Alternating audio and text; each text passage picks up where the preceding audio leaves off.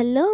အားလုံးပဲမင်္ဂလာပါဒီချင်တို့ရာဖြစ်ပါတယ်ဒီနေ့မှာတော့ The Sleepy Star Secret ဆိုတဲ့ဒီပုံမြင်လေးကိုဒီ channel တူတူနားထောင်ပြီးလိုက်ဖတ်ပြီးတော့အင်္ဂလိပ်စာလေ့လာကြရအောင်ဒီပုံမြင်လေးက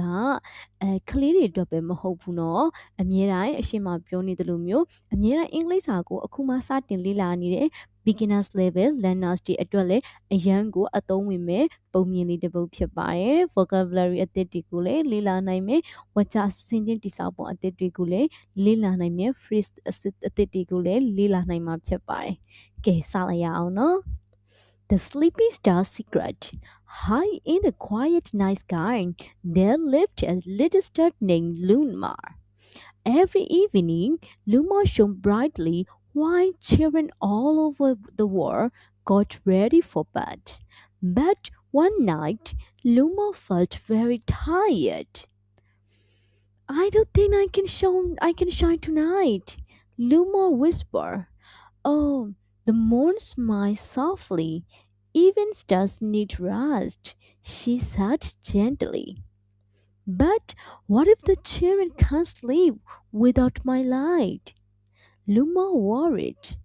Close your eyes, said the moon. I will watch over the sky. ကဲဒီမှာတော့ပုံမြင်လေးကတော့အိမ်ငိုင်းနေတဲ့ဂျယ်လီရဲ့လျှို့ဝှက်ချက်ဆိုပြီးတော့ဖြစ်ပါတယ် High in the quiet night sky quiet ဆိုတာတိတ်ဆိတ်တဲ့ night sky ဆိုတာညကောင်းကင်ရဲ့အပေါ်မှာတော့ there lived နေထိုင်ခဲ့ပါတယ် a little star named Lumar လို့ခေါ်တဲ့ဂျယ်လီနေထိုင်ပါတယ်တဲ့ every evening ညနေတိုင်းမှာဆိုရင် Lumar shone brightly Lumar တောက်ပစွာနဲ့ဒီတောက်ပပေးတယ်ပေါ့နော်အလင်းထင်ထင်နဲ့ကိုတောက်ပပေးတယ် why children all over the world တကဘာလုံးမှာရှိတဲ့ကလေးတွေက got ready for bed ဒီအိယာဝင်ဖို့အတွက်အစင်သင့်ဖြစ်ဖို့အတွက်ဖို့အစင်သင့်ဖြစ်နေတဲ့အခါမှာလူမကဒီထွန်းတောက်နဲ့ကိုတောက်ပပေးတယ် but one night တညမှာတော့ Luma felt very tired Luma ကအရန်ကို tired ဖြစ်နေခဲ့ပါတယ်အရန်ပင်ပန်းနေခဲ့တယ် I don't think I can shine tonight Luma whisper Luma တူတူလေးပြောတယ်ငါတောက်ပနိုင်မယ်ဒီညတော့ငါတောက်ပနိုင်မယ်လို့ငါမထင်ဘူးဒီလိုပြောတယ် The moon smiled softly လာလီကတော့ဖြည်းဖြည်း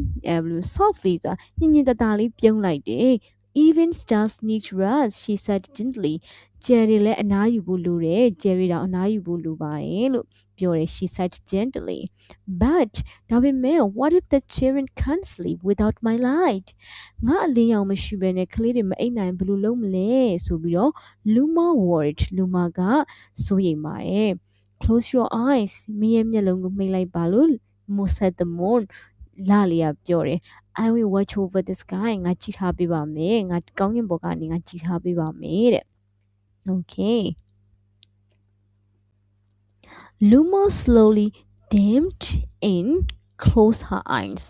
as she rested something magical happened a soft gentle glow spread across the sky calmer and warmer than before down below children snuggled into their beds the soft glow made them safe and sleeping. One by one, they drifted into sweet dreams. After a while, Luma woke up feeling stronger and brighter than ever. Oh, I feel amazing, she said happily. Luma slowly dimmed and closed her eyes. ဖြည်းဖြည်းလေးသူကအလင်းရောင်မှိန်သွားတယ် and ပြီးတဲ့အခါမှာ close her eyes သူမရဲ့မျက်လုံးတွေကိုပိတ်လိုက်တယ်တဲ့ as she rested သူမကအနားယူခဲ့တဲ့အခါမှာပဲ something magical happened ထူးထူးခြားခြားနဲ့ဟာဘယ်လိုပြောမလဲ magical ဆိုတာမှော်ဆန်တဲ့တစုံတစ်ခုထူးထူးခြားခြားဖြစ်ပေါ်ခဲ့တယ် a soft ညင်သာပြီးတော့ gentle ဖြစ်တယ်တဲ့ဒီ glow တစ်ခုကညင်လဲညင်သာတယ်ပြော့လဲနူးညံ့လဲနူးညံ့တယ်ညှင်လဲညှင်တာတယ် glow ဆိုတာကတောက်ပမှုတစ်ခုက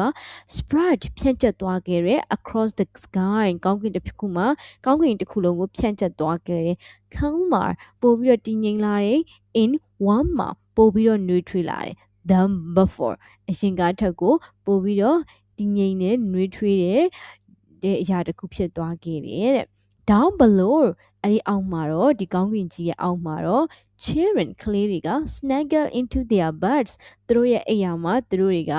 ဒါအိပ်စက်နေပြီလို့ပြောလို့ရတယ်အိပ်စက်နေကြပြီတဲ့ the soft glow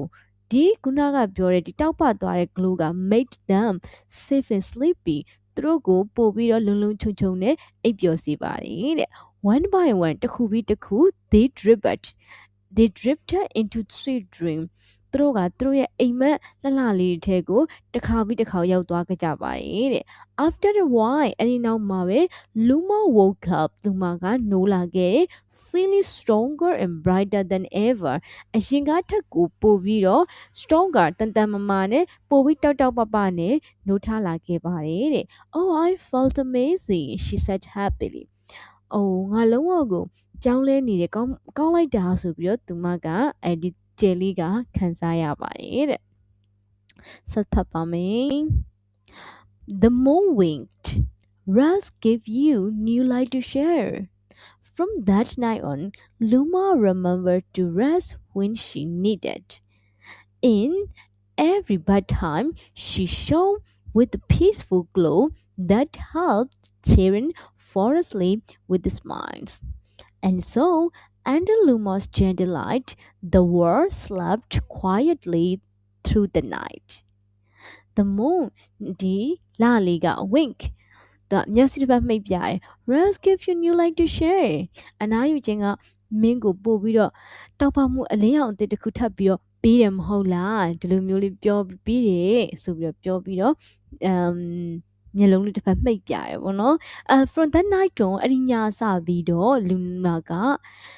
သူအနားယူဖို့လိုအပ်တဲ့အခါတိုင်းမှာသူကအနားယူဖို့ကို remember တတိယလာပါတယ်တဲ့ in every bad time ညဘက်အိတ်တဲ့ချိန်တိုင်းမှာလေသူမက show တောက်ပခဲ့ပြီးတဲ့ peaceful အေးမြတဲ့ glow တောက်ပမှုတွေ that help children fall asleep with a smile ကလေးတွေကို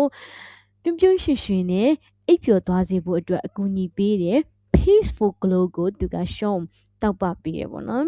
and so အဲ့လိုနဲ့ under Luma's gentle light Luma ရဲ့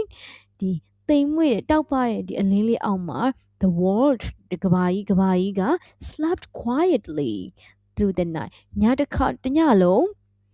တိတ်တိတ်ဆိတ်ဆိတ်နဲ့အိပ်ပျော်သွားခဲ့ကြပါတယ်တဲ့ကဲပုံမြင်လေးကတော့ဒါပါပဲလေးလာစရာ vocabulary တွေလည်းအများကြီးတွေ့မယ် phrases လေးတွေလည်းအများကြီးတွေ့မယ်လို့ယူဆပါတယ်နောက်ထပ်သင်ခန်းစာနောက်ထပ်ပုံမြင်လေးတွေကိုထပ်ပြီးတော့စုံကြပါမယ်